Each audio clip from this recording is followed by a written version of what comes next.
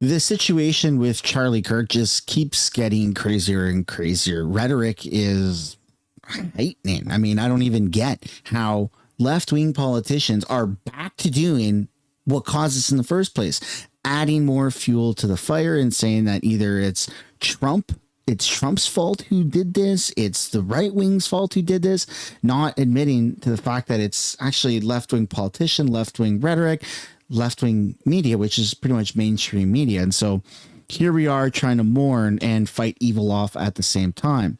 Now, there is a tiny bit of good news coming from, the celebrations that are taking place of Charlie Kirk's death. The people that are doing that are actually being heavily penalized. They're being fired in the masses.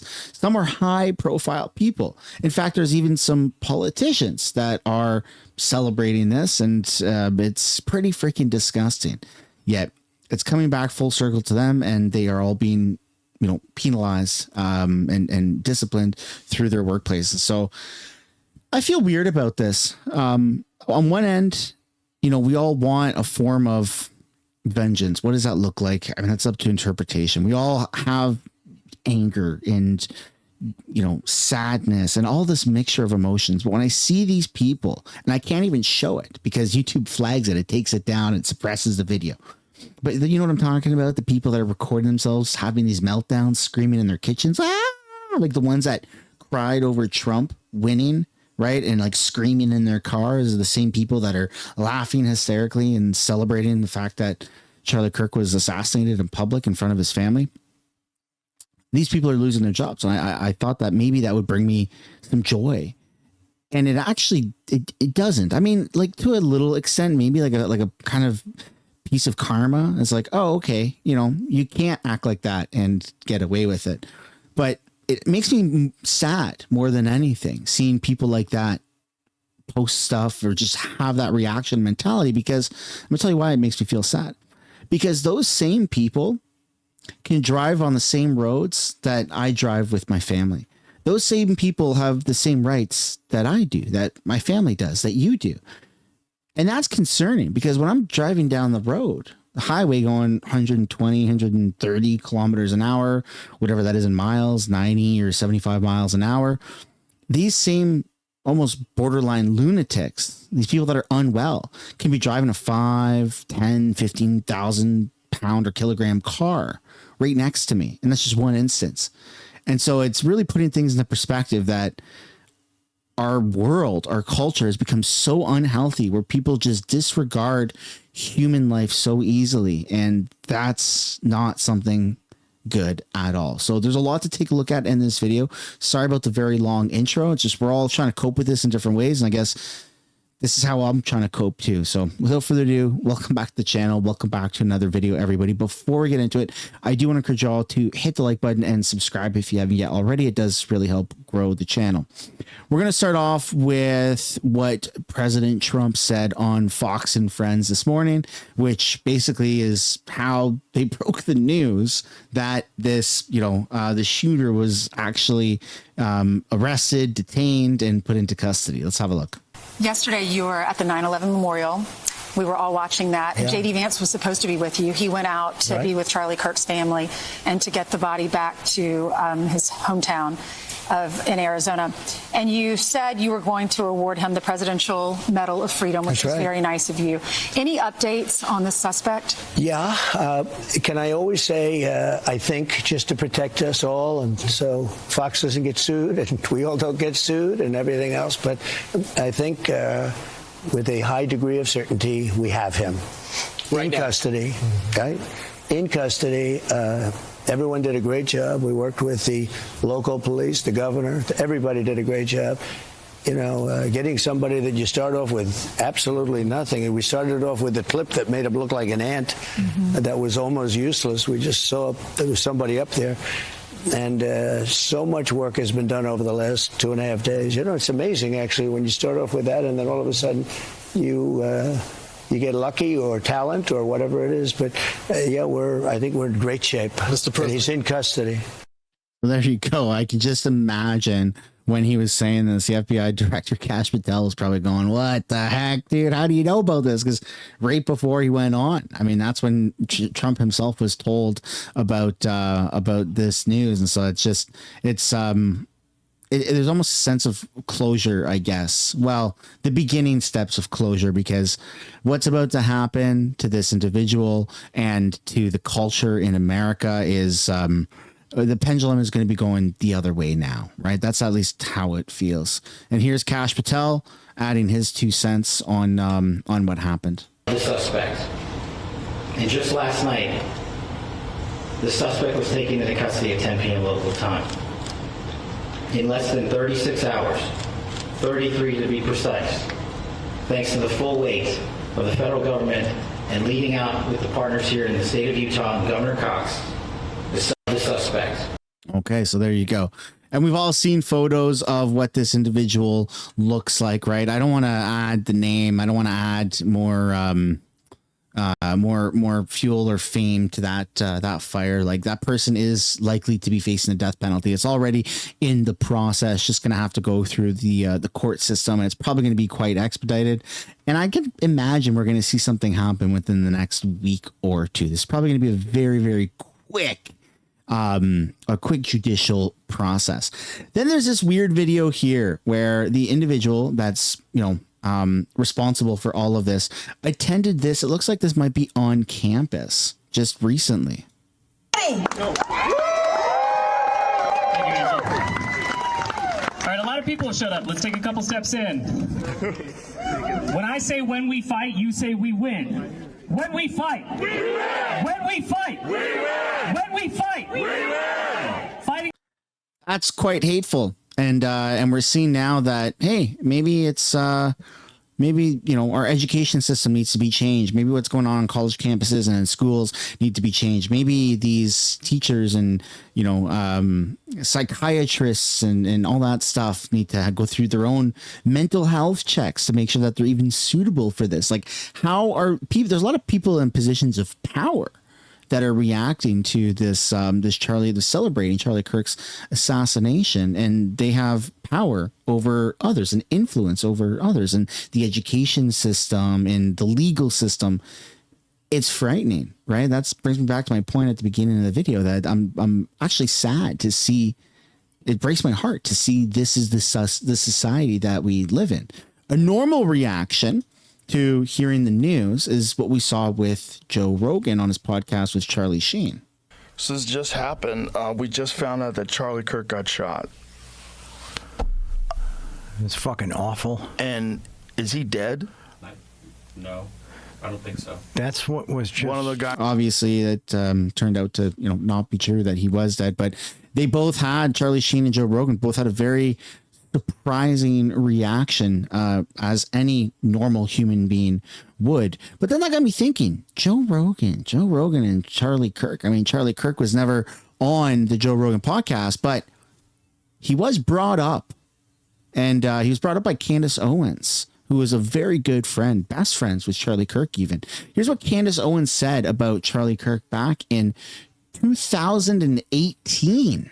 Who hired you? Who's Charlie Kirk? He actually runs Turning Point USA. I know he's like so young, it's insane, and you should look him up and figure out who he is, because he's, in my opinion, he's going to be a future president of the United States. And everyone says that. Every show he's been on in Fox says, like, very rarely do you meet, like Rush Limbaugh just said, very rarely do you meet someone and think that's going to be a president of the United States.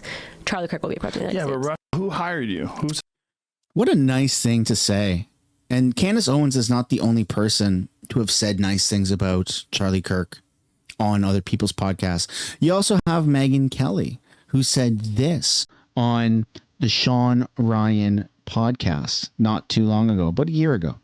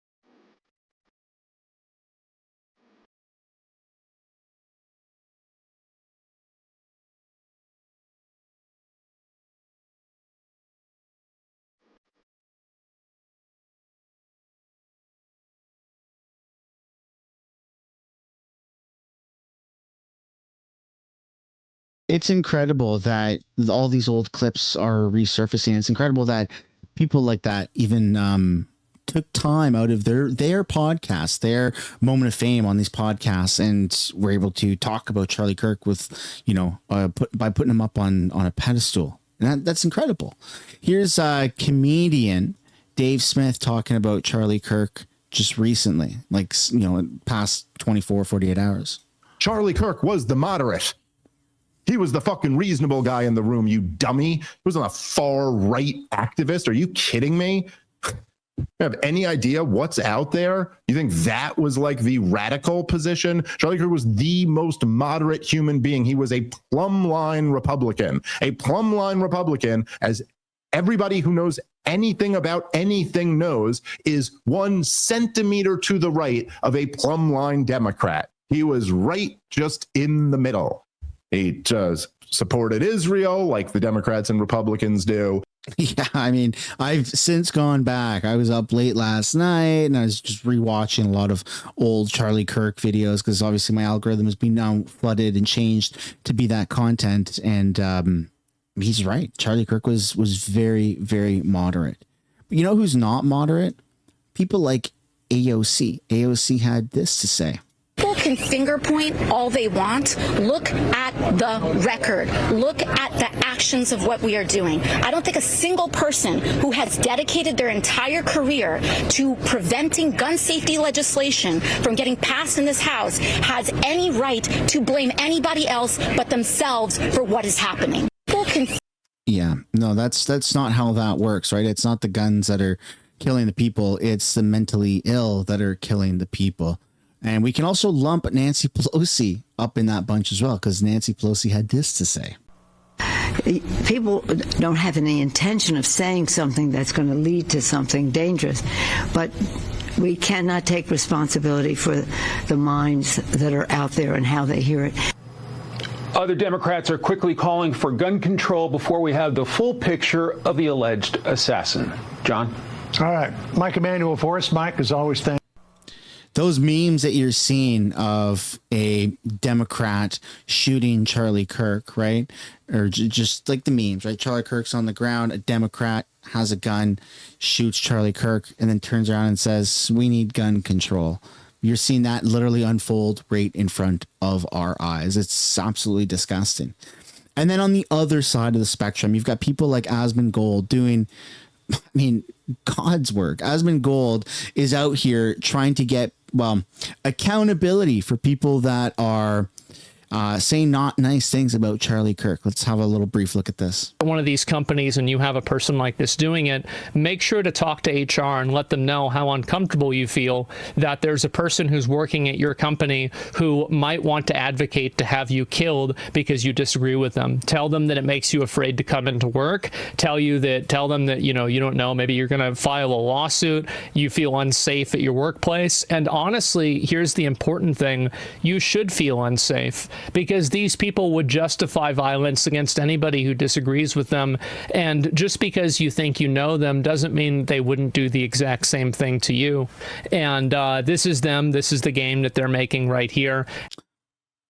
It's scary. It's scary that people like that exist, and that it's even something that almost needs to be done now, is exposing the hatred among people that are celebrating Charlie Kirk's death. You even have Canadian politician Charlie Angus, right?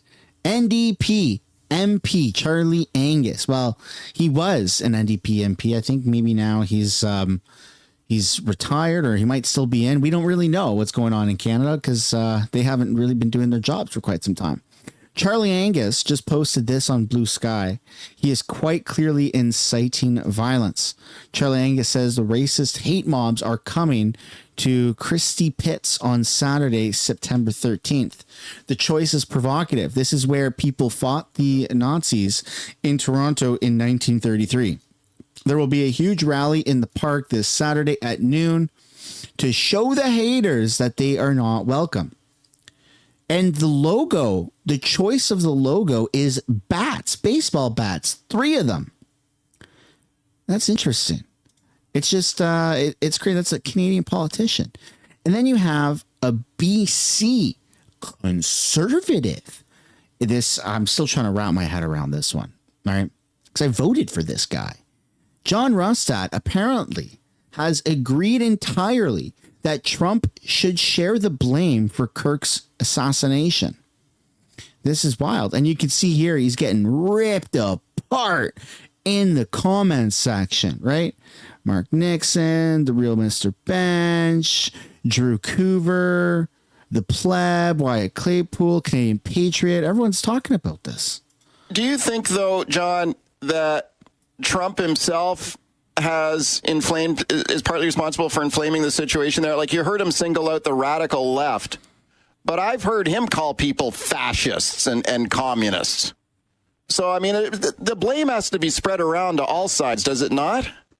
I would agree entirely. It does have to be spread around because it's not about a political positioning, and people can hide behind whether they're radical left or radical right. People can hide behind any of these sort of things. The bottom line is these are criminal. Yeah, that's not a good take. That is not a good take at all.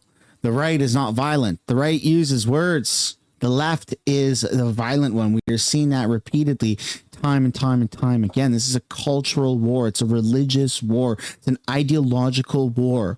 And where does a British Columbia conservative politician find himself? Blaming Trump. He's part of the problem. Give me a break, man. That's just pathetic. Absolutely pathetic. And then you have an expose that's done on this Canadian a newspaper called Cult Montreal that posted this, right? Charlie Kirk died as he lived, propagating hateful myths about marginalized groups in our society. So this type of reaction sparks a counter reaction, and the counter reaction is investigative journalism into who are these people? What's going on? So apparently Ottawa has funded Cult Montreal. Receipts are attached. Here you go. They've got funding directly from Ottawa. Here's the receipts. Feel free to screenshot it and zoom in if you would like. This is crazy. Why is the Canadian government giving money to this Cult magazine or Cult Montreal newspaper?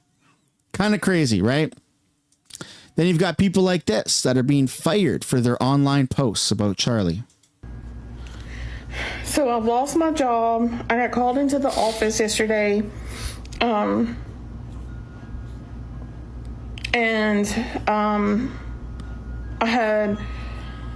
kind of felt like something was off, but they called me in the office yesterday.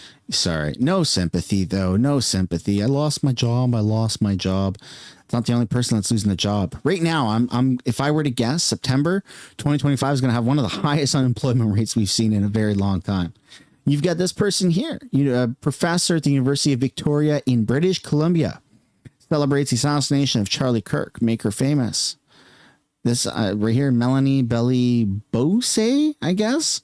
University of Vic. Yeah, PhD, University of California. This is crazy. Areas of expertise right at the bottom. Visual cultures of early modern and contemporary South Asia. Insane. Then you've got other people tagging University of Victoria saying your employees are cheering on murderers. Then you have Ruth Marshall, political science professor at the University of Toronto, condone terrorism and the assassination of Charlie Kirk, make her famous. This person supporting political violence and murdering somebody during a civil debate is that part of your curriculum? Dr. Ruth said shooting is honestly too good for so many of you fascist C words. This is wild.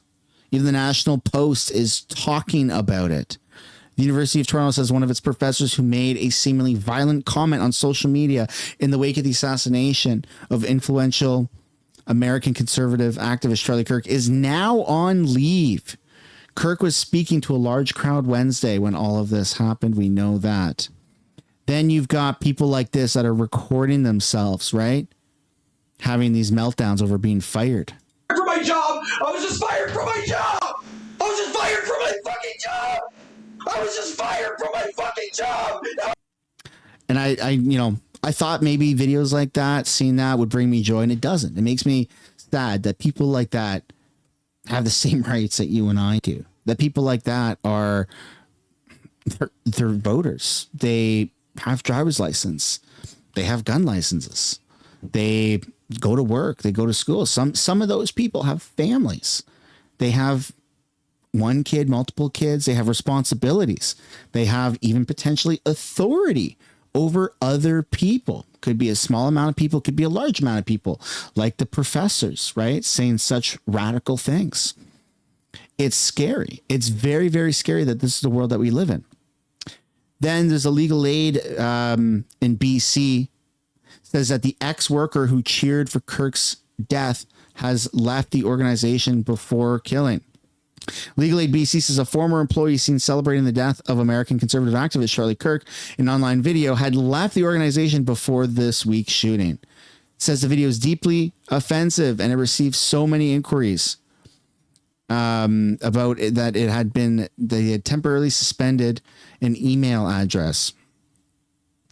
That is still disgusting, even though that person may have not been an employee at the time, was just an employee of Legal Aid. Like, these people have authority over others. They're in a position of power to a certain extent. They can even be, lawyers, doctors, as we've seen, professors teaching your kids, your grandkids, education. And they're saying and reacting in such radical ways. My goodness. So the next piece that's coming for Canada is kind of no surprise, right? We have Marco Rubio says that he's considering banning Canadians who celebrated Charlie Kirk's death from entering the United States. If you celebrate political violence, you're not welcome in America. U.S. officials plan to punish foreigners making light of Charlie Kirk's death. Action will be taken against foreigners in the United States who are considered to be praising, rationalizing, making fun of Charlie Kirk's death, a top State Department official has said.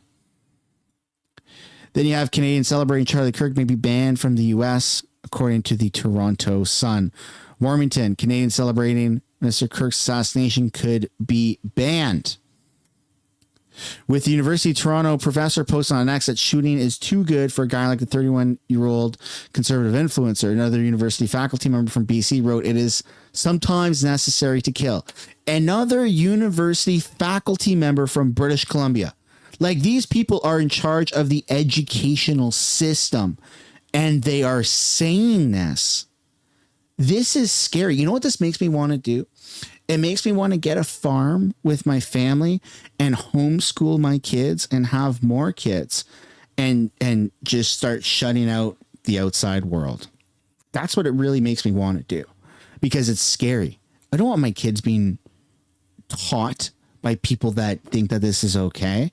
And there's no real way to know. I mean, you can kind of profile people. You can kind of tell.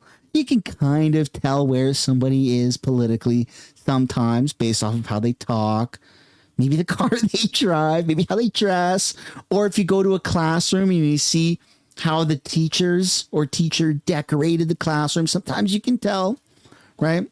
Sometimes when you get invited into somebody's home, sometimes you can tell how their beliefs are, right? There is an aspect to that, but sometimes you can't. And then stuff like this comes out and you're like, oh my goodness.